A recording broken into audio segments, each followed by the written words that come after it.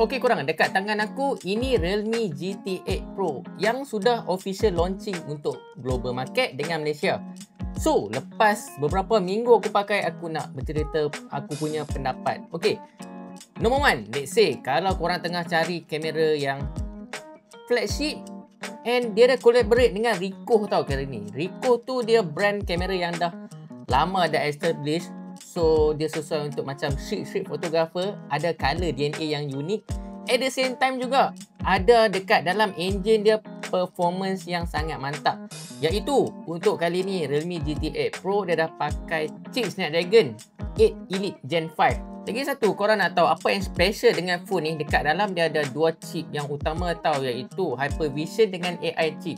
Meaning dia boleh dia ada special chip yang memang khusus untuk handle AI dekat dalam ni tau. Maksudnya dari segi performance dia, sepanjang aku pakai aku tak rasa any lag langsung memang tak rasa any noticeable lag.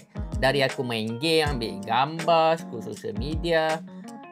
Sebab dekat dalam Antutu pun dia punya skor dia boleh pergi more than 4 million. Korang bayangkan betapa besarnya, betapa lajunya dari segi performance dia. Sebab yalah dekat dalam dah pakai latest Snapdragon punya chip. Let's move on untuk battery life pula. Okay, apa yang aku salute dengan phone ni sebab bukan setakat dia punya performance dia dah flagship, tapi bateri dia dah memang cukup besar. Korang bayangkan handphone sekecil ni, senipis ni, dekat dalam dia ada 7000 mAh Titan battery. So korang bayangkan dengan chip yang sangat efisien, dengan bateri yang besar, memang lambat nak habis. Sebab aku dah bawa phone ni pergi, dah pakai lah kan, dah pakai dah main game.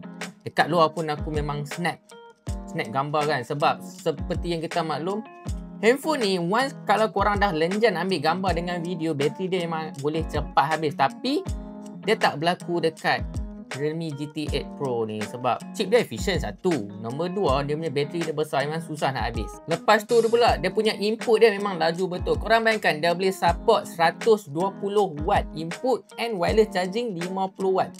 So let's say lah kalau phone korang yang betul-betul dah nak habis bateri, korang cucuk je plug, memang laju betul, dia boleh naik balik bateri dia.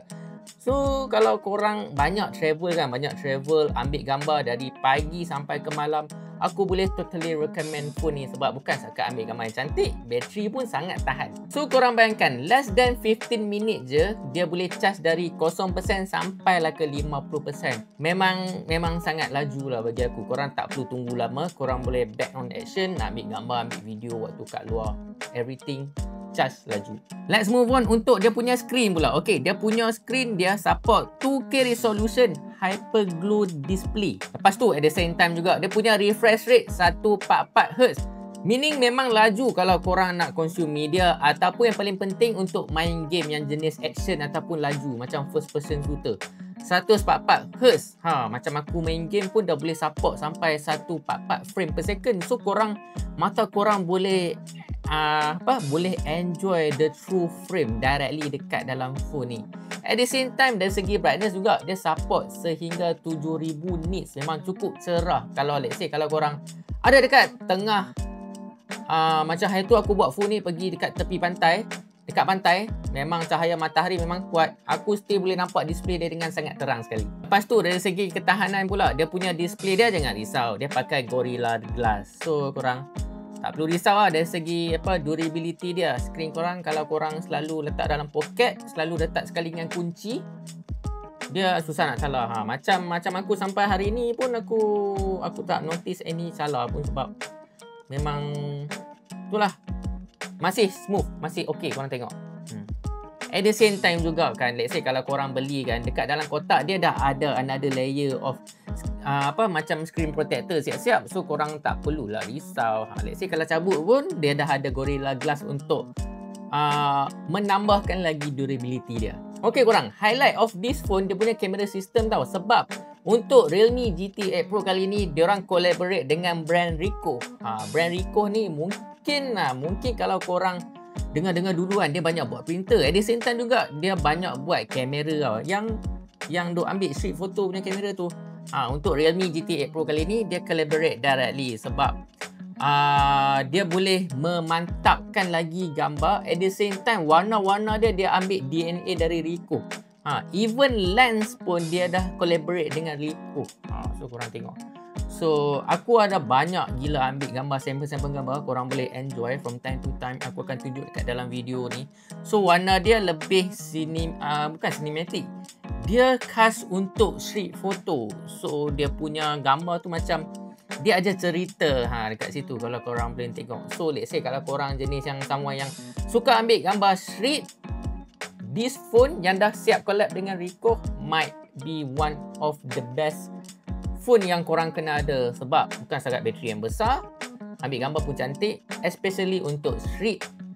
Bateri pun susah nak habis. Yang paling best, phone ni juga ada snap focus mode tau. Meaning bila korang select mode tu, dia tak fokus dulu tau. Korang tekan shutter dia terus ambil, tekan shutter dia terus ambil. Macam dia boleh bagi korang tak miss any moment. Okey korang, untuk main kamera dia support 50 megapixel dengan aperture 1.8. Apa maksud dia? Aperture 1.8 tu bila korang ambil gambar low light, dia boleh absorb lebih banyak cahaya sebab aperture dia besar. So result dia gambar akan kurang noise. Nombor 2, gambar akan lebih cerah lah walaupun korang ambil dekat low light. Lepas tu untuk telefoto pula, dia support 200 megapixel ultra clarity. So meaning kalau korang guna phone ni kan yang ada telefoto lens, korang boleh ambil gambar yang sangat jauh. At the same time korang boleh enhance gambar dia lebih sharp. So dia bukan setakat untuk street photo je, untuk portrait memang cantik. Untuk telefoto pun dah sedia maklum pun cantik juga sebab dekat dalam dah ada DNA Ricoh siap-siap and ada algoritma untuk bagi gambar tu lagi cantik dan sedap mata memandang. Lagi satu pula untuk phone ni kan yang jadi keunikan tersendiri sebab dia ada world first switchable camera bump. Meaning dia punya kamera design dia kan, korang boleh unscrew, lepas tu korang boleh tukar-tukar. Dia macam berkonsepkan Lego lah. So masing-masing kan, let's say kalau korang beli phone ni, dah jadi macam identiti setiap seorang lah. Mungkin ada yang suka bulat, mungkin ada yang suka petak macam aku. At the same time juga, diorang juga ada collab dengan Bamboo Print juga tau. Let's say kalau korang nak print korang punya kamera frame ni sendiri, dia lebih customizable and aku rasa ini satu benda yang sangat unik untuk Realme GT8 Pro kali ni. Lagi satu pula dari segi OS pula. Okey, untuk Realme GT8 Pro ni korang unboxing dia, dekat dalam dah ada siap-siap Realme UI 7.0. Dia ada macam-macam improvement tau dari segi speed, kestabilan and paling obvious dia punya outlook dia. Dia punya icon dia dah lebih kepada transparent and dia punya icon dia dah lebih melengkung and bulat.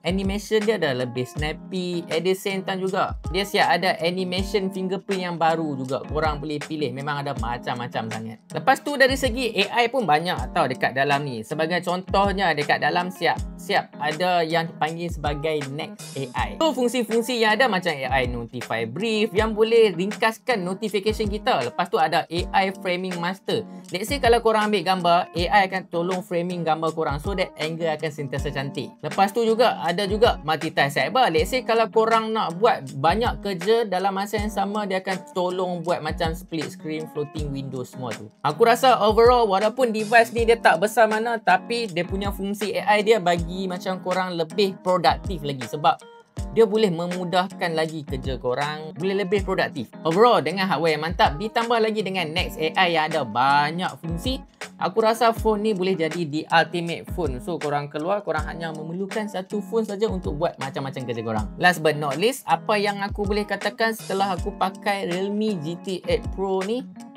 ini adalah salah satu phone flagship yang dikatakan terbaik pada tahun 2025 ni sebab nombor satu dengan UI dia yang super smooth dengan Realme UI 7.0.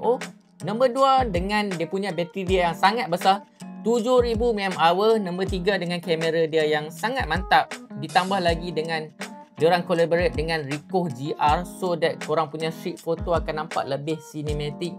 At the same time juga ada charging yang sangatlah laju. Macam biasa buat peminat terutamanya brand Realme, apa kata korang dengan Realme GT8 Pro ni? So, yang mana yang tengah pakai model yang sebelum ni ada plan dah nak upgrade. So, aku dah pakai and aku boleh katakan phone ni korang worth it untuk upgrade. So, apa lagi yang korang nak tanya? Jangan lupa komen. And jangan lupa follow aku. Let's say kalau korang nak tengok lebih banyak mengenai phone Realme GT8 Pro ni. Macam